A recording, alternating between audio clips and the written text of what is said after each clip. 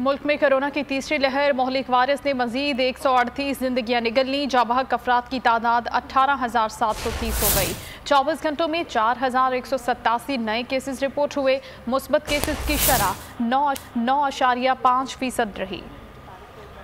मुल्क में कोरोना खौफनाक शक्ल इख्तियार करने लगा। यौमी अमवात मुसलसल 100 का हिस्सा पार करने लगी। 24 घंटों में मजीद 138 अफराद जान से गए। 5,177 अफराद की हालत तशवीशनाक। पंजाब में सबसे ज्यादा 82 मरीज मौत का निवाला बन गए। खैबर पख्तूनख्वा में 25 और सिंध में 24 अफराद दम तोड़ गए। आजाद कश्मीर में 4, इस्लामाबाद में 3 अमवात रिपोर्ट हुई। मुल्क में 44,846 टेस्ट किए गए। 4,187 अफराद मोहलिक वबा की लपेट में आ गए। मुस्बत केसेस की शरह 9.5% रही। फाल केसेस 83,239 हो गए। सरकारी आदाद-ओ-शुमार के मुताबिक मुल्क में मजमूई केसेस 8,91,000 से तजावुज कर गए। वबा से लुक़मा-ए-अजल बनने वालों की तादाद 18,730 तक जा पहुंची।